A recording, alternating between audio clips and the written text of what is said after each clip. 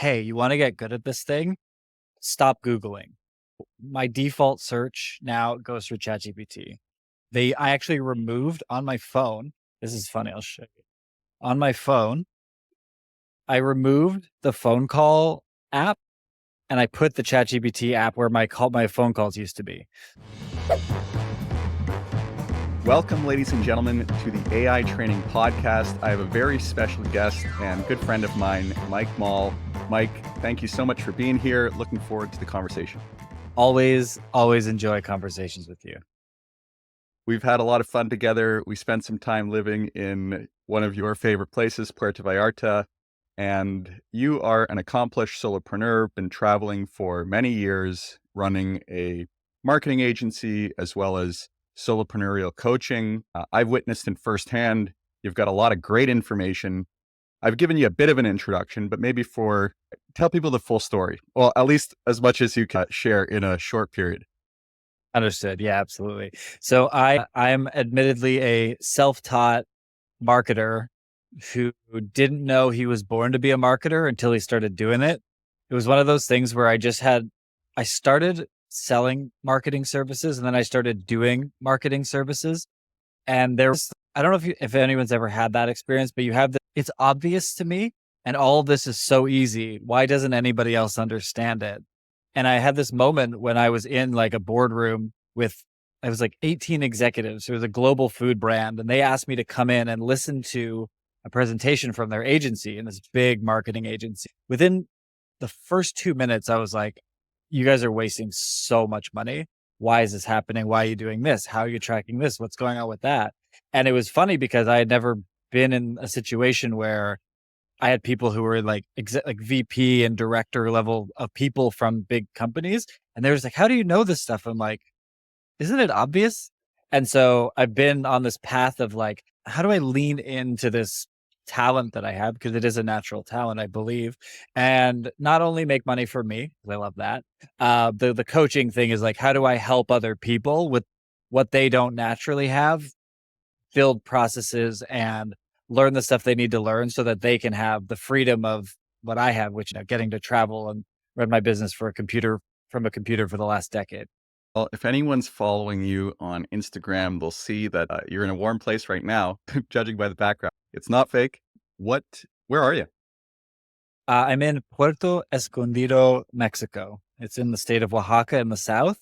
Heard amazing things from people for a long time, and I had nowhere to go. I had no plan, so I finally bit the bullet. And man, it's a spectacular place. It's amazing down here. Is it your first time there? Yes, yeah, That and place has been on. Sorry, go ahead. no, it's just I've had literally more than 15 people say, "I think you'd like it. I think you should go." And finally, Ecuador was getting a little dicey with some of the political stuff there. Yeah, I had no plan and just mentally threw a dart at the map. And I was like, oh, yeah, that place that people keep telling me to go. And it's incredible. I get to drive my little scooter about 15 minutes to this co-working space every day. It's like $8 for the day for this. There's a rooftop, there's a cafe, there's pools, there's hammock chairs. So you're going to come and chill and work. So it's great. That's awesome. I've had it on my list, so I'm definitely going to be checking it out. And sometimes no plan is the best plan, right? Especially when it comes to travel. I think that's like your motto with travel, isn't it? I do like to book a flight and figure it out. I remember when we were chatting, it was a spur of the moment decision to come to Mexico and visit you. And what a great time poolside, lots of brainstorming sessions. And yeah, it's a pleasure to have you on the show. Where to begin? Why don't we talk a little bit about maybe some contrarian ideas you have about marketing? Yeah, absolutely. I've got a few. I think so. From my experience, what I see, one of the biggest mistakes I see brands making is we all have shiny object syndrome, right? We all say, like, oh, I watched this YouTube video and this person did this TikTok. I got to get on that platform. But for 95% of businesses that exist, you should do more things. A lot of people say, oh, well, we're doing some Google ads, so I want to start Meta ads. We're doing organic on LinkedIn. I want to start doing TikTok. And the truth is, most people never maximize a platform before moving on. And so they create this width of marketing, right? They just go wider and wider, more and more different things that they're doing. And the truth is, for every platform, for every type of marketing service that you're doing, you it's almost like you need an extra person, or in some cases a full extra team when you're talking about like video production and post. And I know AI is getting to a point where it can help alleviate that, but it's still someone's time and energy to do those things. And so I see companies who are spending, oh, we're spending 7,000 a month on Google ads, like we got to switch to Facebook. And the truth is, like, they're capturing less than 10% of the market of the Google keywords. And so I think what happens is 90% of businesses don't measure anything. And what that causes is, oh, we have to do this thing because I saw someone else is doing it. And so people go so wide, and it's so wasteful because there's so much more money to be made in the thing that's making you money now. And your lack of measurement is causing you to want to do all this extra stuff, which is more cost, more energy, more operations. It's a disaster. And I think it's why a lot of businesses don't make it. It's a very good observation. I find it's so easy to set up accounts, right? You add an Instagram, you add a TikTok, that part, great. You've secured your brand, but you believe in more of a phased approach and maybe never even getting to some of these platforms and concentrating resources in one spot. Is that right? 100%. I work with one of my law firm customers. They always, oh, should we do, I really want to start some Facebook ads. And I was like, and the truth is, like, on an average month, we get between 4 and 8 times return on investment from Google. There's a statistic inside of Google ads called a search impression share. It shows up as SIS. And what that is it's a percentage of the time that your ads were visible versus how much opportunity was available. So for simple math, if your ad was seen one time and you got a 10% search impression share, it means that the other 90% of the time, the other 9 times your ad could have been seen, your budget was done for the day or you weren't visible. And so when we talk about that at scale, they're like, well, we get about 17,000 views on our ads every month, 900 people clicking on them. The truth is that, like, they're showing up less than 10% of the total available time. So to move off of something that's getting you a 4 to 8 times return on investment and not spend 10 times the amount on Google, it doesn't make any sense. But there's this fear of, I'm missing out because I'm not doing the thing that this guy's doing, or my competitor is on TikTok, I need to be on TikTok. And the truth is, most people don't have the talent, or they're not interesting enough to be on TikTok. Nobody wants to watch roofing TikTok from the average guy building roofs. So people get caught up because they see someone else doing it. But you're right. It's like, it's very easy to sign up for the account, get your handle, put your banner up and be like, I'm on TikTok. Cool. Yeah. Are you posting 5 days a week? Where's the post-production? Who's coming up with the storylines and the scripts? Like, it's not happening. So it just goes to die. And then you think, oh, marketing doesn't really work that well. Yeah. The idea of focus, especially for solopreneurs, is quite challenging. See websites where they list 5 or 6 different social media accounts and if half doing all of them. They're a bit on LinkedIn, they're a bit on YouTube, and I'm speaking for myself. I got a bunch of accounts, and part of this is really concentrating on, I like creating content. It's a fun thing to do, but do I need to be distributing it everywhere? And does it make more sense to pick one format, one channel, and then just double down on that until you get it right?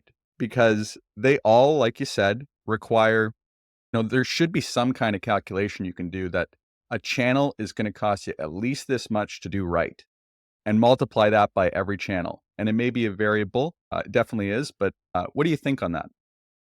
I think the measurement is difficult, but when you're focused on one thing and you have a business result, it's very easy to say the thing is making me the money.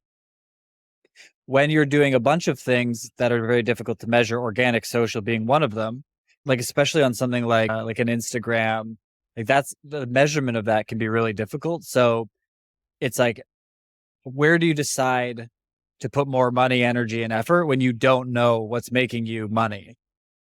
That's a big challenge. And I'll actually flip this part of the conversation, because the more dangerous thing is not marketing channel, especially for solopreneurs. When you said, hey, I go on the website and you see 4 or 5 or 6, my brain went to 4 or 5 or 6 different services.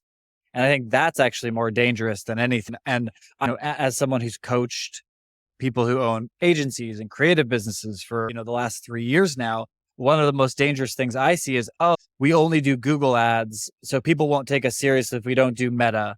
Well, we should also do content. We should also build websites. We should also build. And so like that, the width of product, it's the same problem. It's like, if you're great at Google ads and someone is working with you on Google and they say, oh, do you do Facebook ads? You saying no doesn't mean they're going to leave. If you're giving them a return on investment, if you're doing a great job, if you're making them money, where are they going? And so a lot of what I see is a lot of people say, oh, in order to be an agency or in order to be this creative business, I also have to do, so if I'm a web guy, I also have to be the graphic designer. I also have to be the back end coder. I also have to be the copywriter. Like, and you build these things up like, oh, if I'm not all these things to everybody, then I can't do it. And I think that's very dangerous for a solo operator, is like trying to do things out of your zone of genius, out of the realm of what you're amazing at. That slows down your business more than choosing the wrong marketing. And ultimately, for agencies and marketers, you're going to keep people by getting them results. If the client spreads themselves thin by trying to do all things, and then you come in, try and do the same thing with, I can do it all also. So it creates complexity in the business, and definitely the idea of focus is very powerful. Let's talk a little bit about story. One of our favorite books that you introduced me to is Building a Story Brand. How has that book inspired you to change some of your messaging, and how are you applying some of the ideas in that book? Yeah, great question. So I think prior to, I was in this weird matrix of, I was always trying to outsmart myself and have that one line that someone would read and they're like, deep down, that connects with this thought in my mind and I want to work with you, which is an insane thought when you look back on it. And so I did spend a lot of time with websites, like the taglines on them just felt like, when I go back and look at them now, I'm like, what was I doing? Who would connect this with me refining your business and making you more money? Like, it doesn't make any sense. And so I dove into the StoryBrand book in October of last year, and I consumed the whole thing in 2 days. I took pages and pages of notes, and actually that framed my entire rebrand. And using that framework, I was actually able to write all the copy for my current website for the first time ever fully on my own. Now, I sent it out to get feedback for like tweaks, but usually I record a video for my copywriter. They're like, this is the direction, this is the idea.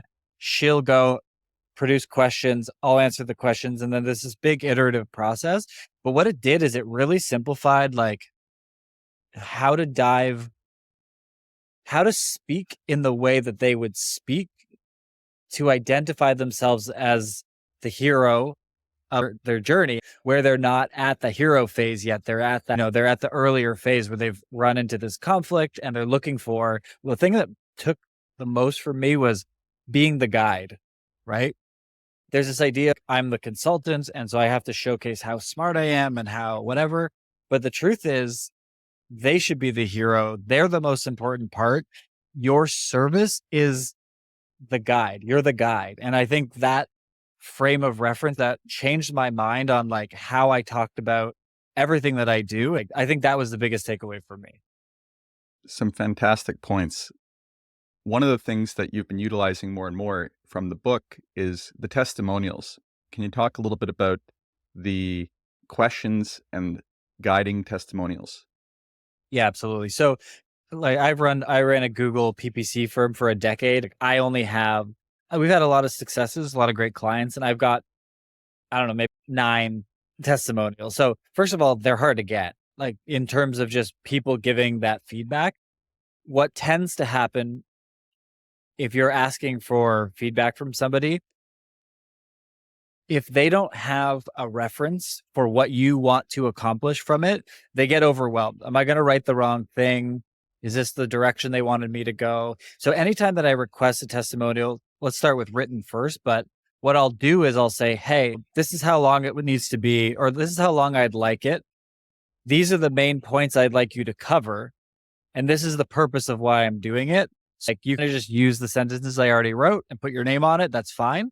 But giving that, like leading them into like, hey, this is what I'd like. I've even gone so far as to write the testimonial and I'm like, this is what I'd like you to post. If it feels okay, like just copy this and paste it and we're done. And that gets a quicker response, that gets a more helpful testimonial to you. But I think within that book, that really changed. It was a 180-degree change, which was like, here's the 4 questions that you should ask. And again, it leans into the reference point, or it leans into the creating that hero journey, but it extracts where they were before and the impact of where they were before, how they knew the moment they knew that they like hit it with you, and like, what is life like? And so it's painting this picture of what the person's life is like. And so to a viewer, what their life like could be like, so they can connect with this person and where they were, and they can see where this person is and be like, I want that. And so, yes, I think the way that he positions his questions in the testimonials is fantastic. So capturing that transformation and helping people see themselves in that person's story, is that right? Huge. Yeah. Yeah. I love that you consolidated 3 minutes of talking into just 7 words. Thank you for that. You're so good at it. Yeah. Editing, getting it right to the point. But how do you have a podcast without the long banter? You've been doing podcasts for a while. One of my programs that I've really enjoyed learning from is your How to Guest podcast. How did that come about? And maybe talk a little bit about that. Sure. Yeah, it came out of a decision against starting a business, basically. So I was transitioning out of the agency at the end of 2022. I had this moment while I was in the Namibian desert, and I was like, I don't want my marketing agency. I'm doing it for everybody else. I'm stopping. I'm cutting it off. I'm done. And so I made that decision. And so all of 2023 was very experimental. Like, what do I want to do next? What do I want to build? And one of the ideas that I had was a podcast booking agency. So, Mark, you want to get on more shows? We will craft a pitch for you. We'll do all the outreach. We'll do all the follow up, and we'll get you locked into podcasts. So I interviewed 40 hosts that some of which I had been on their show, some of which I had just reached out to. And I was like, what is it that you like and don't like about people reaching out? And I asked some questions about it because I was trying to get to the bottom of what's that perfect output. And as someone who has 100 podcasts of his own, I get reached out to from agencies all the time. And they're these like long, really long, written out, like really annoying pitches that clearly show that they've done no research about the show, and they're like way too long to care about. There's no hook. I mean, they're just awful emails. And so I was like, okay, well, we could do better than that. And so I wanted to say, like, what would it look like to make the perfect podcast booking agency? And through the conversations with potential clients and hosts, I was like, I actually don't want to do this at all. Because the truth is, going on a podcast builds a relationship with the host. Like, not all podcasts have massive following. So like, you're going and you're doing these shows. What is the marketing output other than the relationship build? And sometimes, and I've had some results from viewers of podcasts, and from a credibility standpoint, or from someone going to listening to an episode of your show, be like, I like the way that you articulate this. I want to work with you. There's a lot of benefits to it. But I just thought the ROI overall for building the agency was not good. On the flip side of that, I've been a guest on my 67th show that I've done as a guest, different shows. And so people Lucky kept, 67. bam. And so people kept asking, so I don't understand how you get on these shows. What is that? How do you do it? How are you on 2 or 3 or 4 a month? And so, I don't know, I have an assistant that does all the outreach. She follows this format in this order with these words. That's it. And so people asked me to teach them. And so I was like, okay, well, I'm not building the agency. And so I made this course, which was like 2.5 hours of just very specific breakdown of like how from 0 podcasts to the number I am today, like how did I do it? What was the system? And it includes like templates for outreach. It includes like how to build your story, templates for your speaker sheet. It's got everything you would need to go from nothing to your first 5 podcasts within a month. And that's been the output that people have had so far. Yeah, it's a great course. Where can people find it? That's a great question. You can find it at, I'm just transitioning my domain right now. So you can find it at mikemoll.co/podcast. You also bought a domain that you were going to put it on. I What know. was that I know. domain? I have the domain howtoguestpodcast.com, which we bought as a result of a poolside conversation at my house. The truth is that I may still put it up on that domain, but Kajabi only allows for one domain. And the truth is, I've actually brought the organic search volume for my name, like my personal name, up to like almost 100 searches a month right now on Google. Not every month, but like some months it's been around. I'd say the average is maybe like 48, give or take. And while I'm already getting that attention, my website has the capability of selling this on the back end, just from a visibility standpoint and a personal brand standpoint. That's why I have it. But I do want to get that domain at some point. It was just, Well, yeah. I remember the conversation and I'm like, dude, you have to be the howtoguesspodcast.com guy. I And think I should just, I you know what? You can find my podcast course on howtoguesspodcast.com. I'm going to set up a redirect between now and then. So yeah, I was let's thinking do the that. same. I'm going to do it. Yeah. So, because we're in Riverside, we'll be able to clip things. So why don't you give yourself a quick plug and I'll, we're just having some fun. Why not? See how it feels. Try that on. howtoguesspodcast.com. You're looking to get on your first, wait, hold on. You're looking, if you've got something to say, if you've got a message for your marketplace and you want to do that through guest podcasting, you should check out my course at howtoguestpodcast.com. It's 2.5 hours of concise, actionable steps that'll get you from 0 to your first 5 podcasts in your first month. I've taken the course and I wouldn't be here without Mike. Thanks, Mike. I love it. There's your ad. Boom. I'm going to use it. Amazing. I gave you a testimonial recently and I followed that framework in the book and it was fun to do. I think there's something about helping people with a testimonial if you've had a good experience with them. That's such an easy ask. What's been your experience with giving testimonials to other people? We don't often think about it because we have like, I'm in my own thing. I've got all these things to do, but yeah, I've been thinking a lot. So I got yours and I also got a couple of shout outs on Instagram. Like someone like, hey, if you're not following Mike, go check him out. And like that feeling of, oh, damn, that was like very validating and very nice to receive. So yeah, I think I actually did talk to my assistant about it last week about, okay, let's start a separate internal dashboard within Notion, like a little mini CRM, who we're going to make stuff for, who we're going to do shout outs for, schedule it. And that's actually going to become part of our content flow to some extent, but to be honest, somewhat of our marketing strategy, really. Like if you think about it. Yeah, the way that testimonials can become a focus of giving, right? There's this opportunity to not only create content, but help people's businesses along the way and be that guide, really holding them up. Whereas often we're thinking about how can we be the hero? And you talked a little bit about it before, make the customer, the client, the hero. Uh, what ideas do you have for creating a strategy around testimonials? Yeah. So I think when people think about a testimonial, they think about like, hey, like if I worked with this company, if I paid for their service and they did something for me, like that's when I would do a testimonial. Right. And the truth is, it doesn't have to have anything to do with a paid engagement.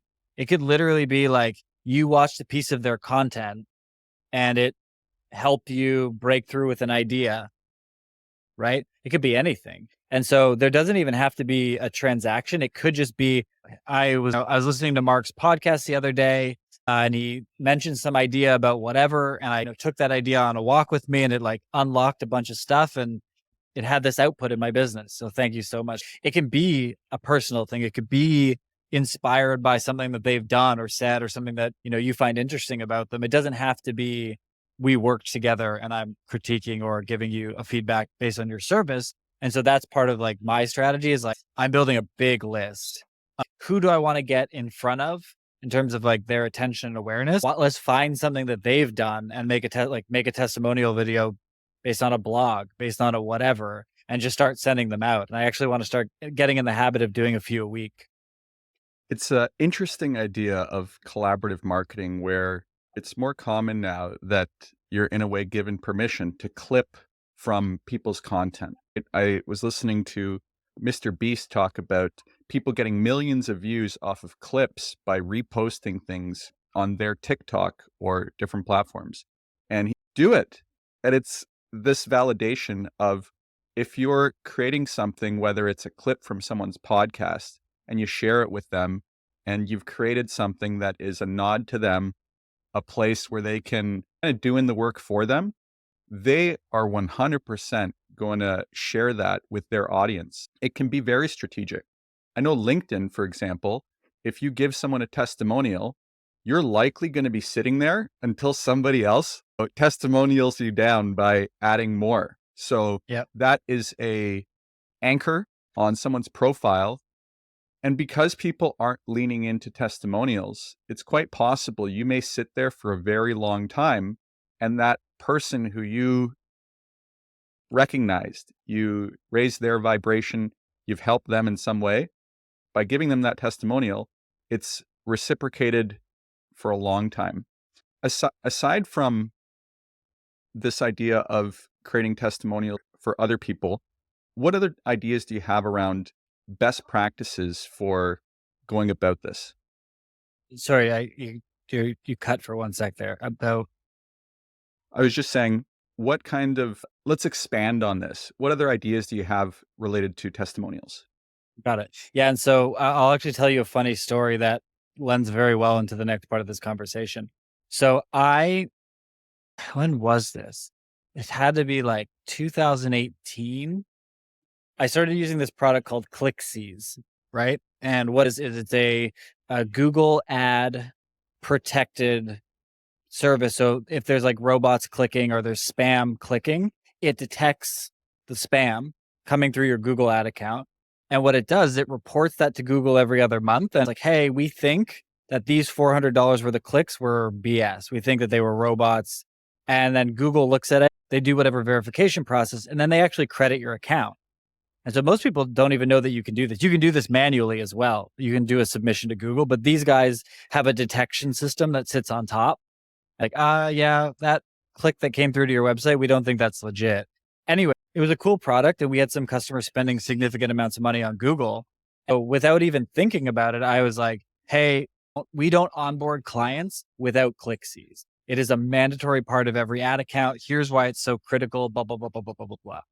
I posted it somewhere and they picked it up. They found it. And I was literally on their homepage for 3 years.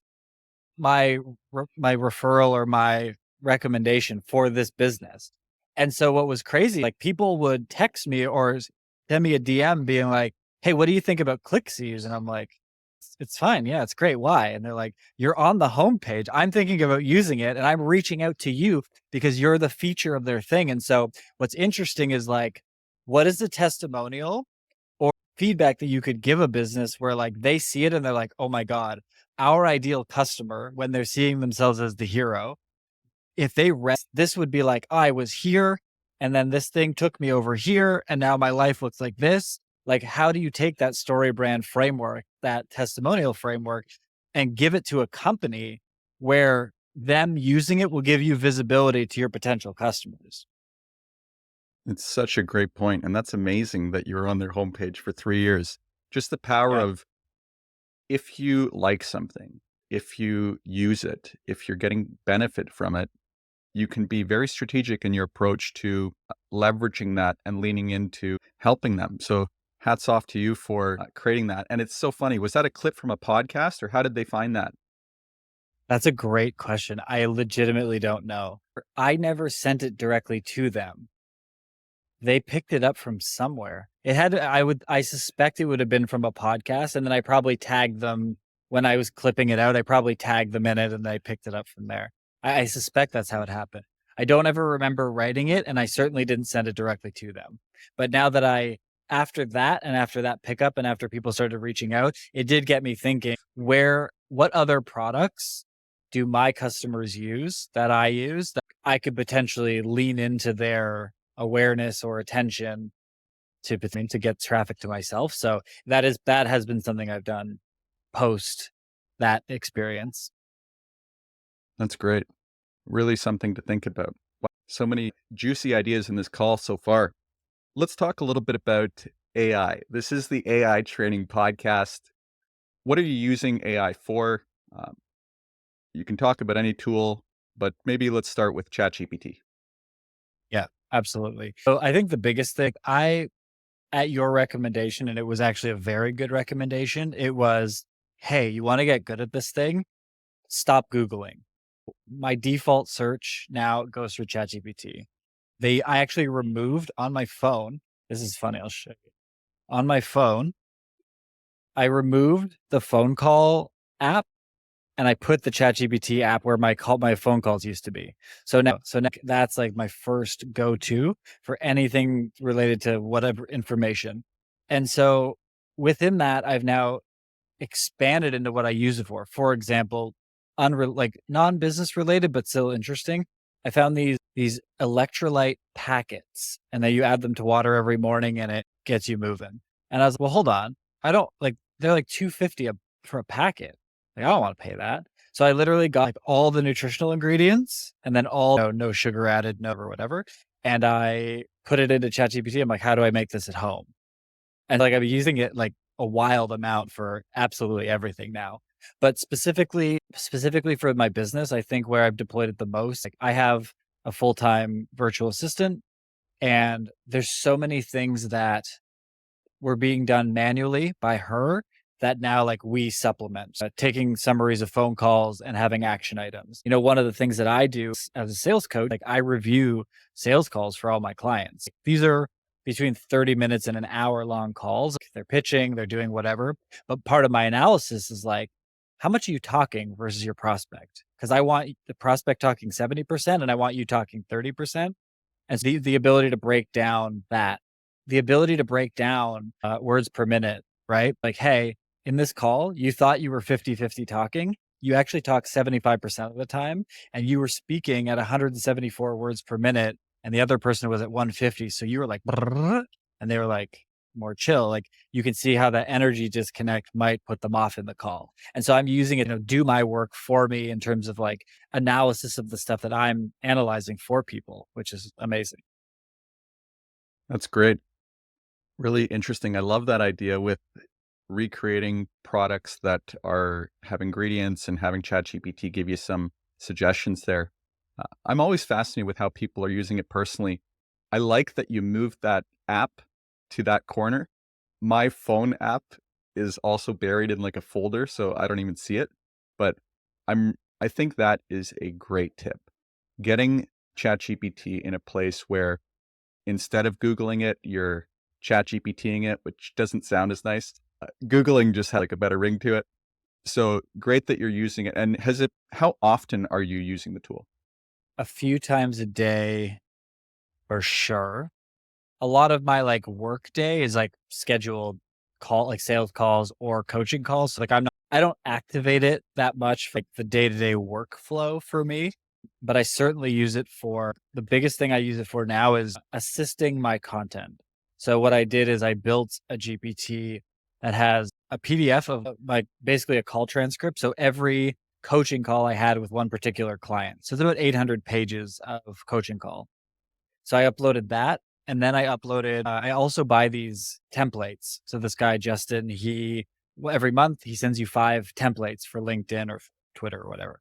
And they're like, I would say for example, it's like contrary to popular belief, you can insert your thing better by insert this thing rather than this thing. So they're short, they're concise, but they're the whole point. They're like, instead of staring at the blank page, it's like, here's a template, fill it in with your own content.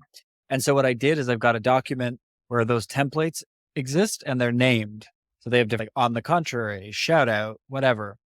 So what's cool now is I can say, hey, I want to make a post with this template on this subject matter, go. And then so it'll go through my transcripts, through my advice, through everything that I've talked to this person about. And then it makes a post. I'll be honest, there's a couple that I just put up without any edits. I would say I'll typically edit like a couple of words from it. I don't know, man. It's pretty close. And the time and energy saving on that for me is massive. Massive. 100%. I agree that sometimes it just sounds right. It got it. And it's great that you're using a combination of templates. And I love to hear how people are using it. Are there any other personal ways that you've found that ChatGPT is helping you out? Yes. So I'm a full-time traveler. I've been on the road for 4 years. And so for me, it's the research phase of stuff. Couple of specific examples. I want a beach town with a population of less than whatever that is in this region of the world that a digital nomad would describe as similar to Sayulita, this place I used to live, right? And then a place that you love as well. And then it's like, oh, cool. Here's 12 places that people have been like, oh, this is kind of like Sayulita, this population on the beach, blah, blah. And so I can be like, cool. Then I can go in to start researching. But like, otherwise, how do you know?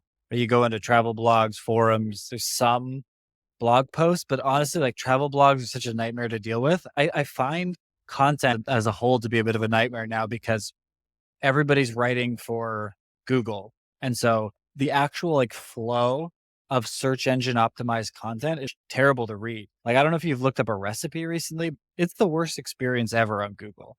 I just want to make a balsamic vinaigrette reduction. Like, okay, cool. And so the top of the article is like, what is a balsamic vinaigrette reduction? And here's the history of it. Here's where it came from. Here's like background on every single ingredient. You got to scroll 12, 15 scrolls to get to the damn recipe. It drives me crazy. And then the other day I was like, oh, I have a bunch of leftover steak bone and fat. I want to make a beef broth. And so I was like, hey, ChatGPT, how do I make a beef broth? I was like, oh yeah, boom, boom, boom, boom, done.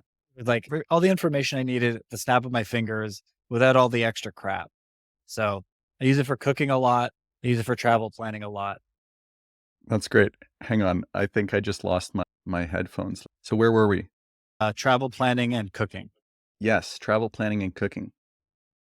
Have you taken photos of ingredients and added them to ChatGPT? Very cool application. What's in your fridge? What's on your table?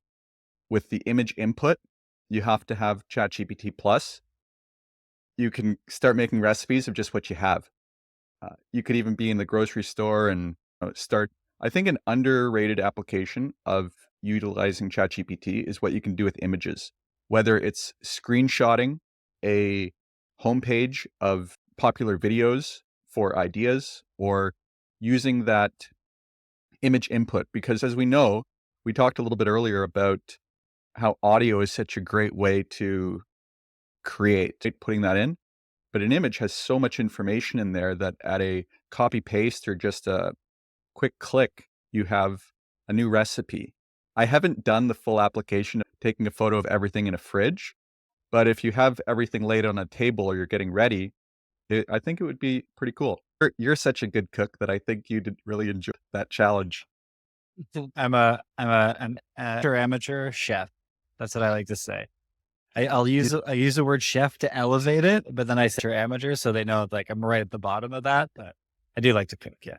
Well, you don't have to do everything well, but when you focus on the things that you've been doing for years, they turn out really well. I remember when we were spending some time together during our coaching intensive, you made some amazing dishes. What was that? What was that one? There was a meat dish that was quite good. Is it ribs? Good. Oh, the ribs. Yeah. That's a passed down. That's a passed down recipe. That's a great one. Where did you get that recipe? My good friend, my childhood friend's father, he owned a bar on Crescent Street in Montreal, and that was one of the things he made in his bar. Very cool. Bar wings made from scratch. Love it. So what other AI tools that you've come across and have become part of your workflow? One tool that I like that you introduced me to was Notion. And this was a few months back, and I've just started to incorporate it into my business, and it's been fantastic. Yeah. I actually have gone all the way to the edge with Notion. I have a fractional CTO who's building out like automations and processes between Notion and everything else. And then I also have a custom Notion builder. So I just send him like, hey, this is my dream of how Notion would work. Send it back to me. And he gets it back to me like a week with like these super customized. So I've moved project management, CRM, my client dashboards, custom client dashboards, all into Notion, and it's been incredible. Hoppy Copy is a really good one. It's the whole point of it is you upload a bunch of brand voice material, and it will help you write your emails. So, hey, here's the subject matter. Here's some core information. It takes a lot of like your brand voice and writes it into longer form. Say Story, which we talked about just before the call started. I haven't used it yet, but I demoed it with the CEO yesterday and it looks really cool. So I'm excited to do voice captured AI generative copy for all the different social platforms so that I don't know exactly how it works or if it's good, but I'm feeling optimistic about it. Some great tools in there. Let's talk a little bit more about Notion. For people who haven't used it before, just give a high level. How did you start using it? Why? Yeah, absolutely. So we started project management through Asana. And then I had this vision for something simpler. And so I moved the entire business onto Airtable. And Airtable is really good. It's similar. The whole point of both Notion and Airtable is that they're databases. And normally with a database like an SQL or a programming database, it's just data, it's just information. And then your front end, whether it's an app or a computer program or a software, it will take that data and make it look pretty. So it'll do whatever you need it to do. Notion, on the other hand, is like this weird hybrid of the two. They're saying, we're the database. You can also customize us unlimitedly to do whatever you want. And so, with that level of flexibility and freedom, it was like, we got to dive in and see what this thing's about, right? If we can put all of our data and the visualization and it's native, then that's got to be a win. Yeah, anytime that I dream, I wonder if it could do this. I have a guy in Greece and his name's Amr, love him. And I'm just like, Amr, this is what I want. Make it happen. And he's like, okay, give me 5 days. It's fine. And there hasn't been anything where I'm like, I want Notion to run this part of my business that I haven't been able to make happen yet. Super powerful. And I believe most users are probably only scratching the surface. I think that some of those examples that are custom to your business would be interesting, maybe a mini course or something for folks that if you don't see it, you almost can't believe it. Something to think about. I think there'd be a lot of value there. Yeah, agreed. And I think like something like my SOP library, or actually a lot of the materials in my podcast course are templates from Notion, and you can use it on the free version of Notion. So I've been using it as like course editions, lead magnets, and different things like that. And I want to lean deeper into that because some of the new stuff that I built, I think has way more value.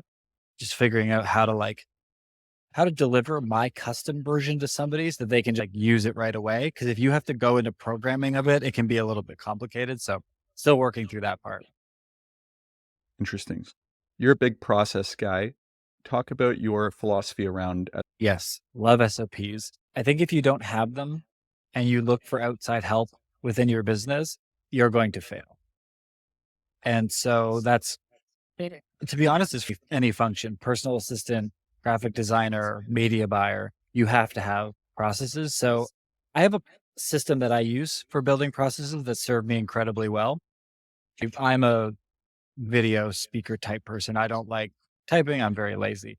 So I actually record everything via Loop, which is a great platform where you can walk through your screens in the background, you're down in the corner, and you can explain whatever you need to explain to someone. What I've done recently, inspired by some knowledge I got from you, is that I created a GPT that takes the transcript from those videos and makes it into a written SOP. So like, hey, what's the title? What's the description of what they're going to learn? And then what's the step-by-step process? And so I take just the raw transcript of me talking for 7 minutes and I put it into this GPT, and then it gives me a written SOP. So if someone wanted it to be able to read in a Google Doc or whatever, it's purposing it that way. That's great. A really good application of custom GPTs, which are extremely powerful. What's your thinking on custom GPTs now that we've done a bit of training together? And it was probably, I guess you've been using them now for what, 2 months? Yeah, 2 or 3. Yeah, 2 or 3 months.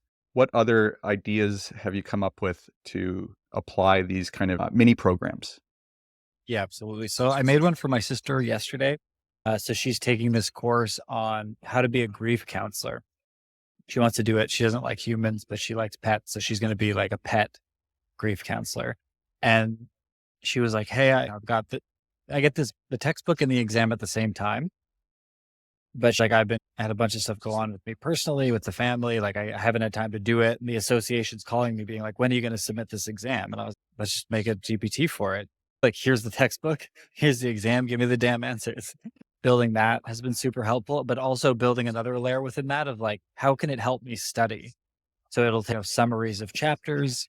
It can make mock exams based on like the example of the full exam.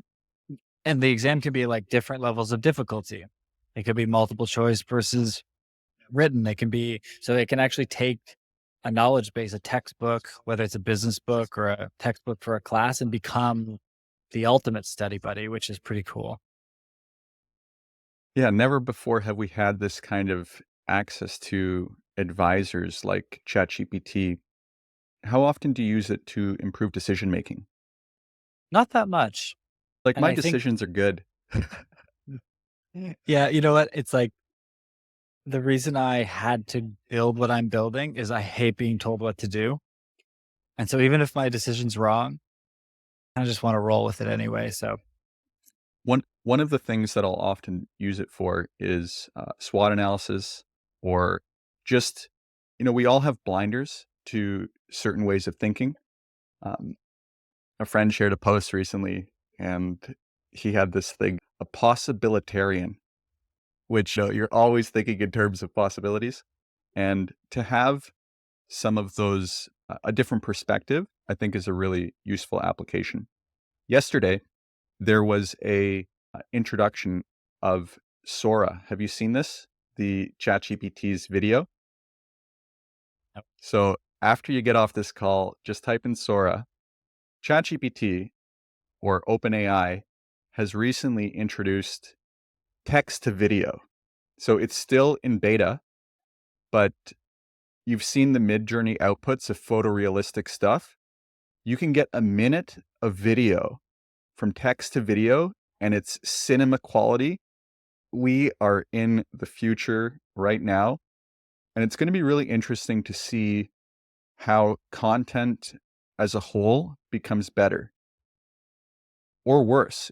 I think we're going to have to rely on stories more and leaning into the stuff that makes us a little different. You haven't seen it yet. So it's a little difficult to talk about, but just imagine the most photorealistic video you can possibly, your mind will be blown. What do you think the implications are for people who create content now that we'll be able to very soon speak this kind of thing into existence just with text? Yeah, I think it's going to make marketers' lives easier. I think when we talk about like meta advertising, or even whatever I recorded yesterday was a video sales letter, right? Which is a long form. Basically, it's like taking everything that's on your sales page, instead of having to read it, you just listen to it. It's in a video. But when I think of like, cool, what goes in the background of that? And I see most people's and they splice in this like stock video of like people shaking hands and people at an event being like, yeah, like it's very corny. And then there's this big inconsistency of it because everyone's filming all different pieces. And I think about that from how we would create ads on Meta as well around like a product or a service. And a lot of times we just don't have enough video from a brand, from an individual to make something amazing. And so when I think about that, the first thing I came to mind, like I need to get on that to create the background cuts for my video sales letter. So every time it switches back to, because you don't want the camera to just be on the individual the whole time. And so you want to splice between like the person and then some live action thing. And I don't have that much footage of me doing what I do because I do it on the computer. So the footage is kind of boring. And so I think, hey, what if I had 1 minute of footage of some hyper realistic thing, like doing what it is that I do, like with happy customers, with someone having a breakthrough, with whatever, like that footage could be spliced into a video sales letter. And then like, it feels more professional. It feels like I did it on purpose instead of being like corny, crappy stock video. So that makes it very interesting to me. That thought came to mind also of making business videos better. I reimagine a LinkedIn where it's more like Netflix, where everything is this cinematic masterpiece and you're like, oh my God. This continuity between creating content across platforms. Earlier in the conversation, we talked a little bit about that focus. Do you think people will begin to go down this rabbit hole of trying to do too much with video now? It's that people's natural tendency, right? So here's why businesses fail. They don't measure anything. That's the truth. When I look, I've consulted with companies that are doing in the tens of millions of dollars, and I look at what they're monitoring, I look at what they're paying attention to on the back end, and it's crazy how little they focus on. And so when you don't know the exact output of the things that you do, you think, oh, I got to do more stuff to make more money. And so that's the problem we're always going to run into with people. And so that people are just always, with the lack of measurement, they're going to jump in and try and do too much stuff. I mean, it sounds like this could make the video production easier, enable the shiny object syndrome a little bit more. But that part could be a mess, but who knows? For people that want to get a hold of you, how do they do it? Who would you love to speak with? Absolutely. So the main thing that I help people with is their sales process. So if you are somebody who knows that what you do is worth more than what you sell for, if you're the type of person who offers discounts and guarantees on a sales call before anybody asks, and you feel like, damn, why do I keep doing that? There's a couple of triggers for that I've identified in working with dozens of sales professionals, reviewing thousands of hours of sales calls. And so someone who resonates with that, who says, oh, I want to stop doing that and I want to charge more money for what I do, would love to have a conversation with you. Amazing. And you have a website? I do. It's how to guess. Oh, wait, that's the different one. It's MikeMoll.co, C-O, MikeMoll.co. You can find everything you need there. Amazing. Well, this has been an absolute pleasure. I know we've covered a lot of topics and I'm looking forward to doing the next one. We should make these a bit more regular. I have such a good time talking to you. And I think that for anyone listening, depending on what you do, there's a whole bunch of great information in here. And I want to thank you for your time and making yourself accessible from Puerto Escondido, which that was on my list when I was in Mexico for 2 months, but after your recommendation going to Sayulita, I just didn't need to leave. And I want to thank you for your help. You've given me a lot of advice over the last couple months. And one in particular, for those who are from Canada, there's a EIN number, which is employment insurance number. And it can be difficult to get. Not every company is built equally. And Mike recommended one called firstbase.io, that the process was seamless. They helped me get set up. And they also set me up with US banking, which the whole experience has been great. And that's just one of many recommendations that have saved me a lot of time. So I appreciate you. All right, brother. I appreciate you. Okay. This has been the AI Training Podcast. Thanks so much, Mike. And have yourself a wonderful day. I will. Thanks. Hello and welcome. My name is Mark Latimer, founder of StoryBrand.